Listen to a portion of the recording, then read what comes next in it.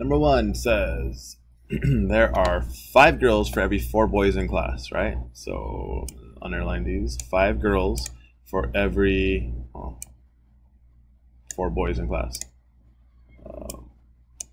So what is the ratio of boys to girls? So that's our key right there, boys to girls.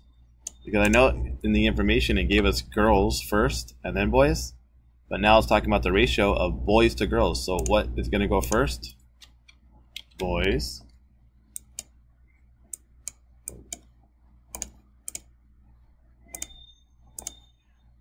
to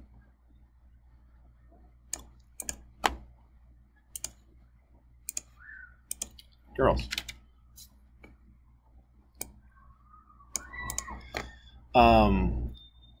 So how many boys are there?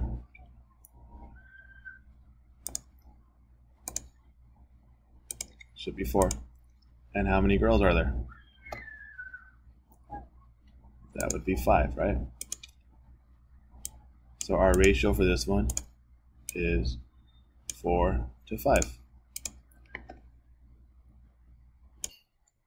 Number 2, in band, there are 3 woodwinds for every 1 percussion player. What is the ratio of woodwinds to percussion players?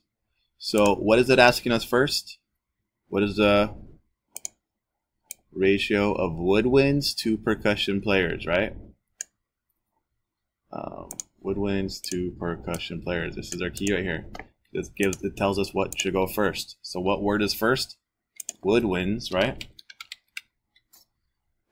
Over what? Percussions.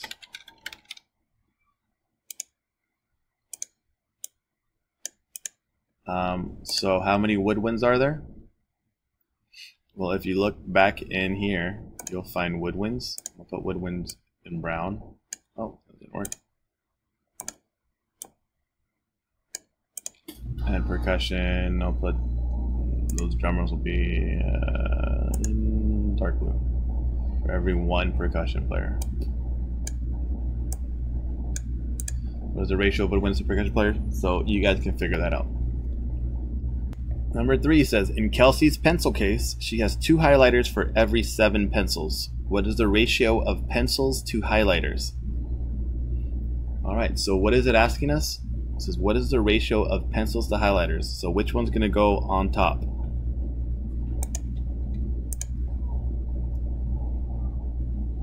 Should be pencils first, right? Because that's what it mentions. And then on bottom, it's going to be highlighters.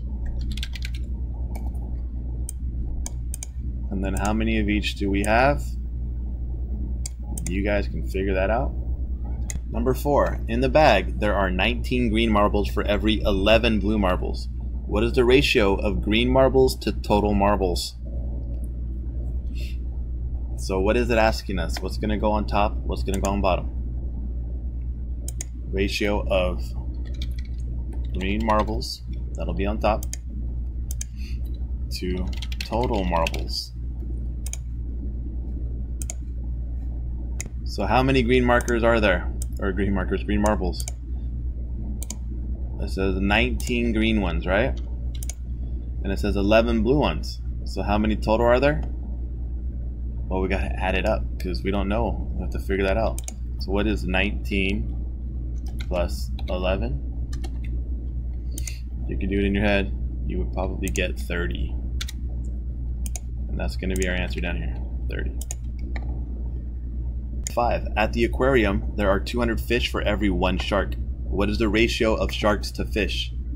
Now remember, on all these questions, you always got to look at the end of what it's asking us to do. So it says, what is the ratio of sharks to fish?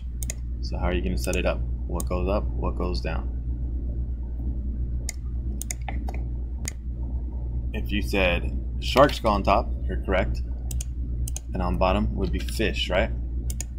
So then, how many are there? Well, there's 1 shark for every 200 fish. That's our ratio. Number 6 says the recipe calls for 2 cups of flour for every cup of sugar. So what is the ratio of sugar to flour? Again, you've got to look at what it's asking us, which just says what is the ratio of sugar to flour. So which one goes on top, which one goes on bottom? and I will let you guys figure out the rest. Number 7 says each supply bin has 4 bottles of glue and 3 pairs of scissors. What is the ratio of total supplies to bottles of glue? So again, check what it's actually asking you. What is the total ratio of total supplies to bottles of glue? So what's going to go on top? What's going to go on bottom? Give you a hint. You're going to have to add on this one. Alright, our last question is, last year Anna read 20 books. 5 were nonfiction, 7 were graphic novels, and 8 were mystery novels. What is the ratio of graphic novels to total books? So again, you're going to look at the last sentence and read it again. What is the ratio of graphic novels to total books? Think of the total books. How many are there? Well, she read 20 books. 5 were nonfiction, 7 were graphic novels, 8 were mystery novels. So what is the ratio of graphic novels to total books? You can do it.